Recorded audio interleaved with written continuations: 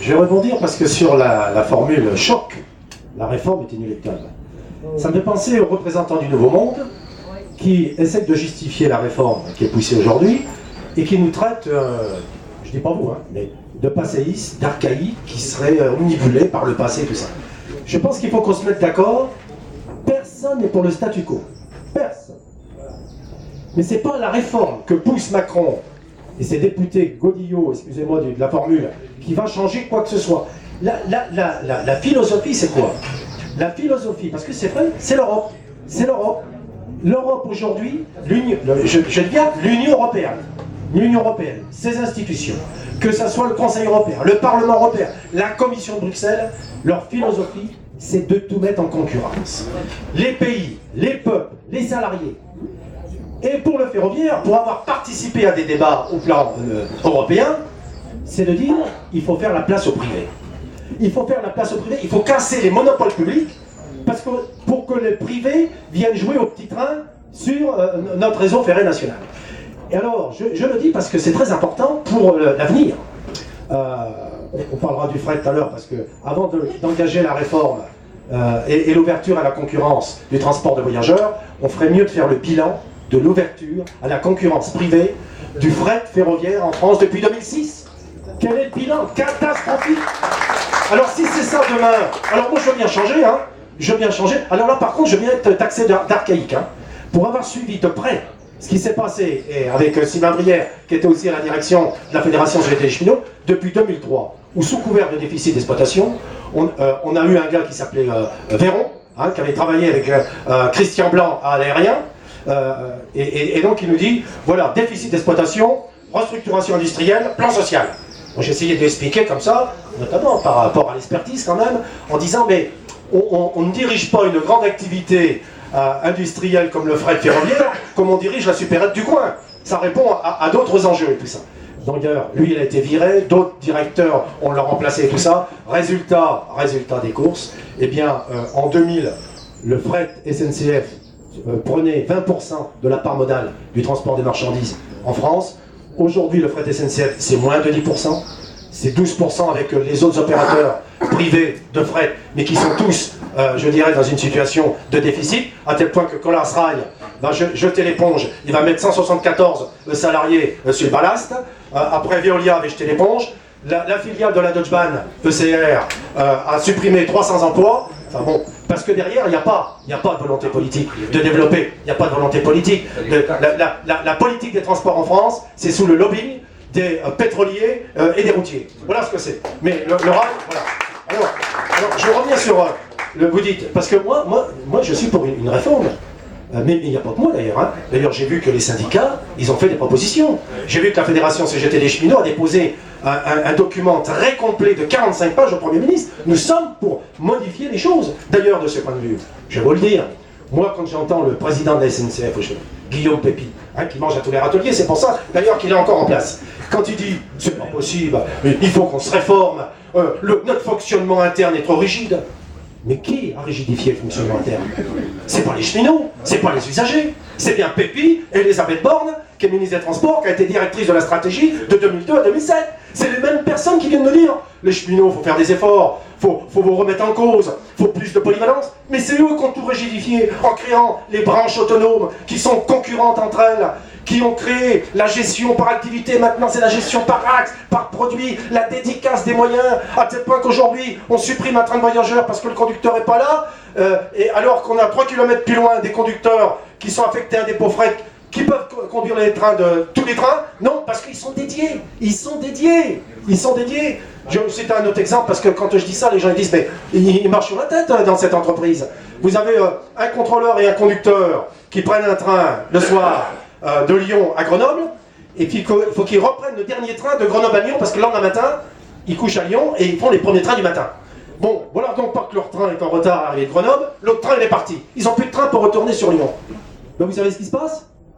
On commande 2 taxis. 2 taxis. Mais c'est pas les cheminots qui sont responsables, c'est pas les syndicats. C'est ceux qui sont aux manettes et qui nous disent aujourd'hui la réforme est inéluctable, il faut se réformer, il faut plus de polyvalence. Mais quand même, moi effectivement je suis pour une autre réforme, mais une réforme qui réunifie le système ferroviaire, une réforme qui développe le transport de marchandises par rail, parce que la casse du fret a été organisée, planifiée. On a foutu les chargeurs dehors. Il y a des chargeurs importants qui travaillaient avec le fret, qui voulaient accepter des augmentations de tarifs. Non, on a augmenté, on les a foutus dehors. Même ceux qui avaient financé des embranchements particuliers, on leur a dit, on vous dessert plus, maintenant vous prenez des camions, tout ça. Ça a été organisé. C'est la politique de la terre brûlée. Ce qui fait qu'aujourd'hui, au niveau de l'Europe, la seule entreprise publique, la seule entreprise de chemin de fer qui a baissé son fret, c'est la France. Dans tous les autres pays européens, le transport de marchandises par rail a augmenté. Alors je ne vous parle pas de la Suisse. La Suisse, c'est 40%. On transporte la marchandise par train à hauteur de 40%. Bon, donc voilà. Alors, la SNCF est présente en Europe. Ah ben comment? Et comment elle est présente? Ah ben alors, elle est comment? Alors, avec son groupe, 1200 filiales. 1200 filiales. Et essentiellement des filiales routières. Voyageurs et fret. D'ailleurs, le chiffre d'affaires des filiales routières fret est supérieur, et pour cause, au fret SNCF. Et donc, qu'est-ce qu'elle fait la SNCF? Alors là aussi, les politiques sont responsables. Parce qu'ils sont au conseil d'administration. Bercy, le trésor, budget, tout ça. Comment le PEPI, il s'en va dans des opérations capitalistiques à l'étranger. Il va engager 715 millions d'euros pour acheter un opérateur là-bas aux États-Unis. Et comment on est dans les transports régionaux de Boston, où on a perdu 30 millions d'euros en 2016. Et on achète des sociétés de bus en Israël, à Haïfa, et tout ça. Et alors, qu'est-ce qu'on fait? Et qu'est-ce qu'on fait sur le plan national? On ferme des gares, on ferme des desserts, on supprime des trains parce que c'est pas suffisamment rentable. Mais moi j'en veux une réforme, moi. Ah oui, j'en veux une réforme pour modifier tout ça. Et alors, Ouibus, l'écart Macron. Eh ben alors, le Ouibus qui vit sur perfusion, qui a perdu 40 millions d'euros en 2016, qui a été recapitalisé avec de l'argent public à hauteur de 175 millions en 3 ans, qui concurrence les TER, qui concurrence les trains corail et les TGV. Mais qu'est-ce que c'est cette histoire? Et on nous dit qu'il faut se réformer. Oui, il faut se réformer, mais c'est pas la réforme de Macron. C'est pas la réforme de Macron qu'il nous faut là. C'est une autre réforme.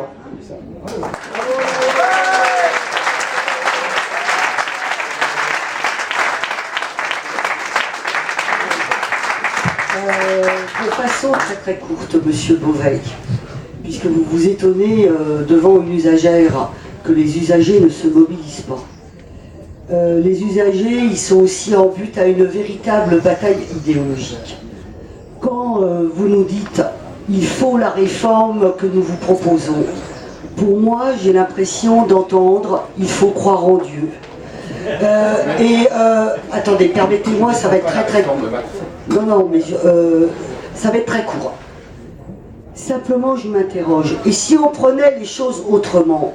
Et si on se demandait, si justement ceux qui ont mis en place le service public n'avaient pas une vision à très long terme de l'intérêt de la population et du bien commun? Alors, je suis d'accord, il y a certainement des choses à modifier, mais dans le cadre du service public intégré. Et je ne vois pas, de par mes expériences, que le passage à la concurrence ou à la privatisation soit un objet d'idolâtrie plus important que le service public. Merci. Merci. Juste 2 secondes, je vais profiter, puisque ma fille elle est là. Elle nous avait fait un petit article sur l'article 4, puisque tout le monde nous dit que c'est inéluctable, du point de vue européen. On nous dit que c'est inéluctable, qu'on ne peut pas faire autrement que ce qu'a décidé l'Europe. Alors moi j'ai demandé à Anne-Sophie, tu nous expliques en une petite minute l'article 4 et ce qui s'est passé en Allemagne, où les Allemands utilisent aussi cet article pour faire valoir leurs droits. Alors je suis prise un peu de court là, je n'ai pas du tout préparé la réponse. Non, au niveau de l'Union Européenne, oui, c'est un des arguments qui revient régulièrement, on va dire, pour imposer les politiques qui sont décidées à un autre échelon. Alors, il faut savoir qu'on a toujours une marge de manœuvre par rapport... Enfin, je suis juriste, donc déjà, j'explique un peu. Je suis enseignante-chercheur à l'université de Nîmes, spécialisée en droit public et en droit de l'environnement. Donc évidemment, tout ce qui concerne le rail m'intéresse beaucoup. Au niveau de l'Union européenne, il faut savoir qu'à partir du moment où on est face à un service public, les règles qui sont décidées à l'échelle de l'Union européenne, surtout s'ils sont en jeu des libertés publiques, il y a toujours une marge d'appréciation qu'a l'État. Je vais vous donner un exemple, par exemple les OGM. Alors c'est pas forcément un service public, mais la question des OGM, pendant longtemps, l'Union européenne a autorisé le Mont 810, qui est un OGM très contesté, dont on ne sait pas, mais dont on pense qu'il est possible qu'il y ait des risques pour la santé de l'homme.